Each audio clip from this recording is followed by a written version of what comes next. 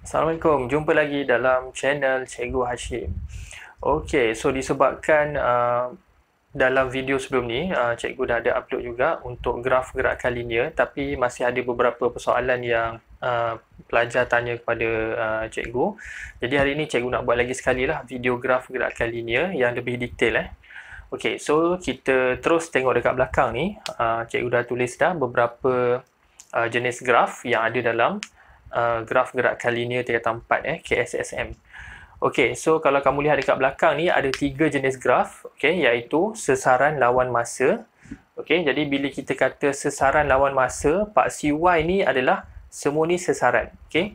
Kamu tengok ni sesaran, sesaran, sesaran, sesaran sampai bawah ni paksi Y adalah semuanya sesaran. Manakala paksi X, okey, paksi X semuanya adalah masa. Okay, sama juga dengan kolom kedua. Kalau kamu tengok, halaju lawan masa ataupun V lawan T, paksi Y ataupun paksi yang tegak semuanya halaju, paksi X semuanya masa.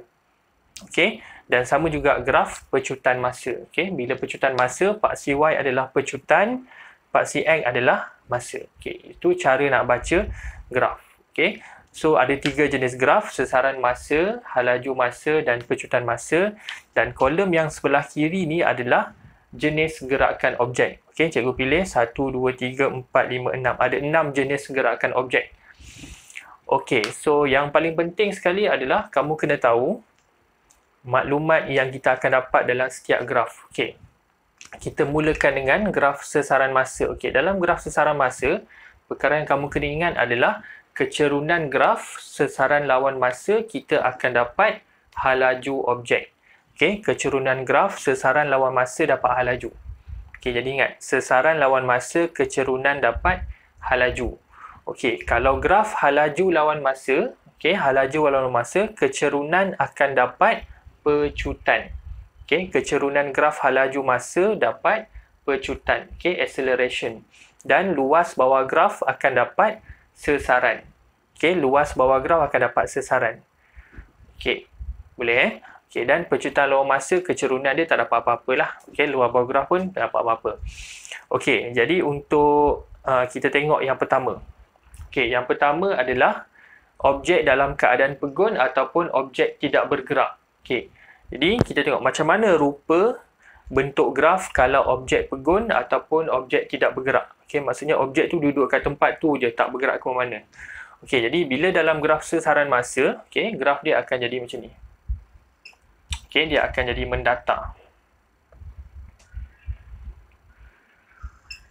Okey, graf dia mendatar. Maksudnya, graf ni adalah selari dengan paksi masa. Okey, jadi maksudnya bila masa bertambah, sesaran tu tetap. Okey, maksudnya objek tu berada dekat satu tempat sahaja, dia tak bergerak, dia tak ke depan ke belakang ke, tak, dia duduk statik kat situ. Okey, jadi graf dia akan jadi macam ni lah.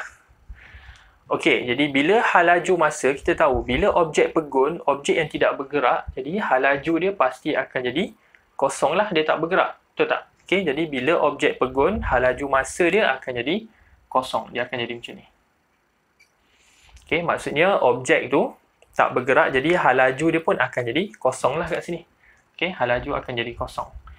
Okey, macam mana pula dengan pecutan masa? Samalah, bila objek tak bergerak, halaju kosong, jadi pecutan pun akan kosong. Sebab pecutan dia berkait dengan halaju. Okey, jadi graf dia pun akan sama juga. Dia akan jadi kosong. Okey, graf dia akan mendatar kat sini. Okey, boleh yang pertama iaitu objek pegun. So, inilah graf dia. Kalau sesaran masa, rupa dia macam ni, dia mendatar. Okay. Kalau halaju dengan pecutan, dia punya nilai graf dia ataupun garisan graf dia berada pada paksi masa, iaitu kosong dia. Okay, tengok pula yang kedua.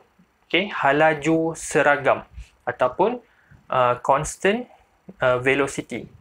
Okay, constant velocity. Okay, bila halaju seragam, macam mana pergerakan objek tu? Bila halaju seragam ni maksudnya, pergerakan objek tu dalam keadaan seragam ataupun steady je. Contohnya adalah kalau kamu naik kereta, jarum pada meter kereta tu akan tunjuk pada satu nilai yang tetap. Contohnya 80 km sejam. Jadi jarum tu tunjuk kat 80 je, tak naik, tak turun. Itulah maksudnya halaju seragam. Okey, dapat. Jadi bila halaju seragam, graf sesaran masa akan jadi macam ni. okey, dia akan jadi graf menaik. Dia akan ada kecerunan kat sini. Jadi kita tahu bila dapat kecerunan sesaran masa, kita akan dapat hal laju masa lah. Okey. Jadi kalau kamu lihat kat sini, kecerunan dia seragam. Jadi bila hal laju seragam, macam inilah graf dia. Okey, graf hal laju seragam pula akan jadi mendata. Dia akan selari dengan paksi masa. Okey, kerana apa? Dekat sini kecerunan dia adalah kosong. Okey. Jadi dekat sini graf sesaran masa dia ada nilai kecerunan. Jadi kecerunan dia tetap. Jadi hal laju dia tetap kat sini. Kat sini kita namakan hal laju seragam. Sebab kamu tengok kat sini hal laju seragam.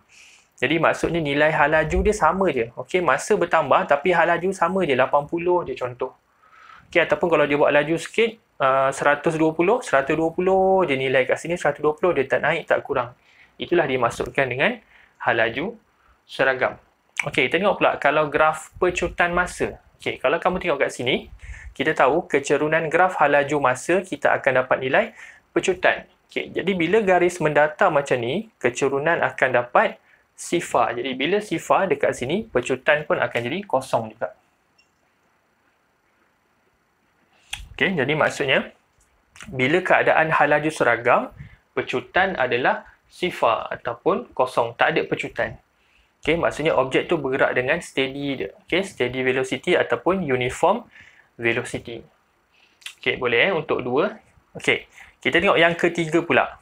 Hal laju bertambah. Okey, hal laju bertambah ni keadaan dia adalah objek tu jarum dia makin naik. Bila kita tekan minyak, jarum tu daripada kosong naik 20, 40, 60. Jadi maksudnya jarum kereta tu makin meningkat.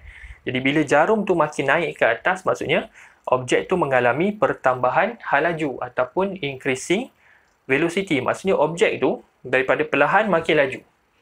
Okey, itu namanya hal laju bertambah. Okey, dapat Jadi kamu bayangkan dalam kereta, maksudnya bila hal laju bertambah, objek tu makin laju, jarum dia makin naik. Jarum kelajuan dia makin naik. Okey, jadi graf sesaran masa dia akan jadi macam ni. Okey, graf sesaran masa dia akan jadi graf melengkung. Okey, graf melengkung tu dia akan naik ke atas macam ni. Okey, jadi reason dia adalah dekat sini akan ada tangent. Okey, nampak ada tangent. Okey, jadi maksudnya kita tahu kecerunan graf sesaran masa kita akan dapat hal laju. Jadi kalau kamu tengok ada dua tangent yang cikgu lukis warna merah tu. Okey, tangent pertama dengan tangent kedua ni, kecerunan dia makin bertambah. Kan, tangent pertama kurang cerun, tangent kedua lebih cerun. Jadi bila kecerunan bertambah, maksudnya hal laju bertambah lah. Jadi bila hal laju bertambah, graf dia akan jadi macam ni. Okey, maksudnya daripada objek tu hal laju dia kosong, kemudian hal laju bertambah dengan sekata 20, 40, 60, 80. Okey, bila masa bertambah, hal laju dia pun makin bertambah. Sebab tu dipanggil hal laju bertambah. Okey, untuk graf pecutan masa pula, kalau kamu lihat kat sini, kecerunan hal laju masa dia adalah garis lurus. Jadi bila kita tahu bila garis lurus, kecerunan dia tetaplah. Okey, bila kecerunan tetap, pecutan dia pun akan jadi seragam. Okey, kalau kamu lihat pecutan dia akan jadi seragam. Maksudnya kat sinilah pecutan dia akan jadi, contohlah pecutan dia 20. Jadi pecutan dia 20 je. Okey, disebabkan hal laju dia bertambah dengan sekata. Okey, nampak kaitan ya.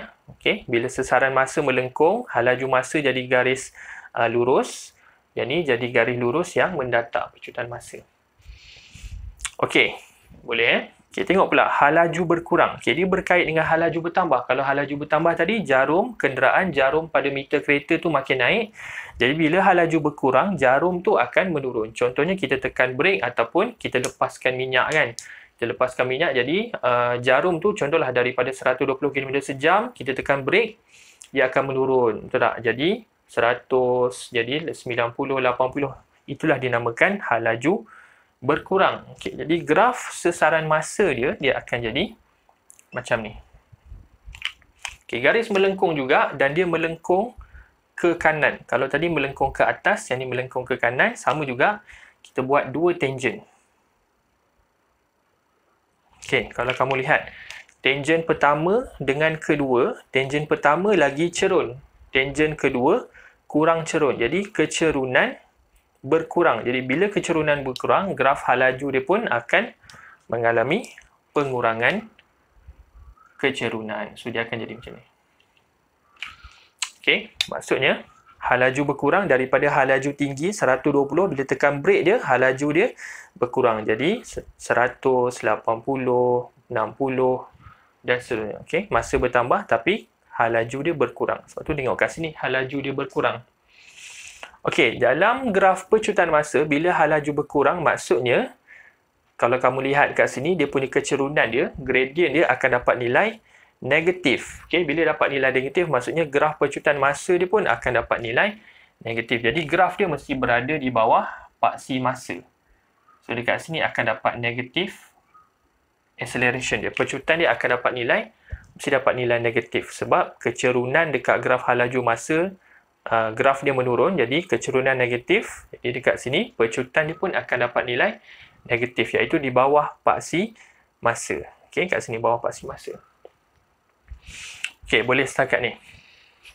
Okey. Kita tengok pula macam mana dengan pecutan bertambah. Okey, pecutan bertambah ni gambaran dia lebih kurang juga macam hal laju bertambah. Tapi dalam hal laju bertambah dalam kes yang graf ni, kalau kamu lihat, dia punya pertambahan hal laju dia dengan meningkat dengan sekata, dengan cantik. Sebab itulah graf dia kat sini jadi garis lurus. Okey, maksudnya pertambahan hal laju dia jadi contohlah 0, 20, 40. Okey, masa bertambah dengan sekata, kelajuan pun bertambah dengan sekata. Okey, kalau untuk pecutan bertambah ni, maksudnya dia punya pecutan tu meningkat bukan dengan sekata, meningkat dengan pertambahan. Contohnya 0 jadi 10, lepas tu terus jadi 30. Dia punya hal laju dia. Sepatutnya 0, 10, 20 kan. Jadi 0, 10, 30, terus ke 70, terus ke 100, 20 dan sebagainya. Maksudnya pertambahan hal laju dia meningkat dengan mendadak. Okey, jadi graf pecutan, graf sesaran masa pun dia akan jadi naik macam tu. Okey, dia lebih kurang macam ni juga. Sesaran masa. Okey, jadi bila graf hal laju masa dia akan jadi macam ni. Okey, dia akan jadi graf meningkat. Okey. Reason dia sama juga, buat dua tangent. Okey, kalau kamu lihat, kecerunan tangent bertambah. Jadi, bila kecerunan tangent bertambah, maksudnya apa? Hal laju lawan masa, kecerunan akan dapat pecutan. Jadi, bila kecerunan tangent bertambah, maksudnya pecutan pun bertambah. So, graf akan jadi macam inilah. Okey, nampak? Graf pecutan masa akan jadi bertambah. So, maksudnya pecutan dia daripada 0 bertambah 10, 20, 30. Okey, disebabkan oleh pecutan dia yang makin meningkat. Okey, nampak beza kat sini Kalau kamu lihat kat sini hal laju bertambah dengan seragam. Dekat sini, hal laju bertambah dan hal laju bertambah dan tidak seragam lah. Maksudnya dia naik tu, hal laju menaik tu tak lagi dalam bentuk yang seragam. Sebab tu dia jadi garis melengkung. Yang ni bertambah dengan seragam, yang ni bertambah dengan mendadak. Dia tak naik dengan seragam. Sebab tu kat sini pecutan akan jadi seragam, dekat sini pecutan bertambah. Okey, sebab tu kalau dalam tajuk graf ni memang kena tengok betul dia punya paksi Y dengan paksi X dia apa. Sebab kadang-kadang bentuk graf dia sama tapi tafsiran dia berbeza. Sebab tu penting kena tengok apa, sesaran masa ke, hal laju masa atau pecutan masa. Okey, boleh untuk setakat ni Okey, kita tengok yang terakhir pula untuk pecutan berkurang. Jadi dia lawan balik kepada pecutan bertambah. Jadi pecutan berkurang, sesaran masa dia akan jadi macam inilah, macam biasa. Okey, graf hal laju masa pun sama juga, dia akan jadi macam ni. So kita buat lagi dua tangent. Okay, kalau kamu lihat, tangent dia pun, kecerunan tangent dia berkurang. Jadi, bila kecerunan tangent berkurang untuk graf hal laju masa, maksudnya pecutan berkurang. Pecutan berkurang macam inilah. Boleh, pecutan berkurang. Okay, maksudnya contoh gambaran yang senang, pecutan berkurang ni, contohnya kita tekan brake dengan cepat. Bila tekan brake dengan cepat, hal laju tu akan turun dengan cepat dan menurun dengan mendadak. Okay, sebab tu dipanggil pecutan berkurang. Okey, kalau macam hal laju berkurang ni, dia punya penurunan hal laju tu dengan sekata lah, turun cantik dia. Kalau ini turun dengan mendadak. Okey, pecutan berkurang. Okey, so cikgu harap dengan video untuk graf gerakan linear ni kamu dah boleh faham. Okey, cikgu ulang balik, ingat lagi sekali, graf dia ada 3, sesaran, hal laju, pecutan. Okey, kamu kena lihat dulu dia punya sesaran masa kecerunan dapat hal laju. Okey, hal laju lawan masa kecerunan dapat pecutan. Okey, boleh. Kemudian dekat sini hal laju lawan masa luas bawah graf akan dapat sesaran. Okey, yang ni tak ada apa-apalah, maksudnya kecerunan tak ada apa-apa maksud, luas bawah graf pun tak ada dalam silibus kamu lah. Okey, so cikgu harap untuk penerangan video ni cikgu buat lagi sekali yang lebih details. Mungkin kat sini tak ada lagi dia punya pengiraan lah. Okey, cikgu hanya tunjuk maksudnya rupa graf dan juga jenis gerakan objek. So selebihnya kamu kena kira kecerunan. Okey, macam biasalah kecerunan guna kaedah matematik dia. Macam y2 tolak y1 bagi x2 tolak x1. Tapi kalau macam ni tak boleh lah nak kira kecerunan kan. Ni kena guna matematik tambahan lah sebab nak kira kecerunan garis melengkung ataupun luas bawah graf dalam garis melengkung, kita kena guna matematik tambahan. Okey, jadi cikgu harap untuk penerangan video untuk graf gerakan linear ni, okey, kamu lebih faham daripada video sebelum ni. Jadi jangan lupa share, like dan subscribe video cikgu. Okey, jumpa lagi dalam video akan datang. Terima kasih.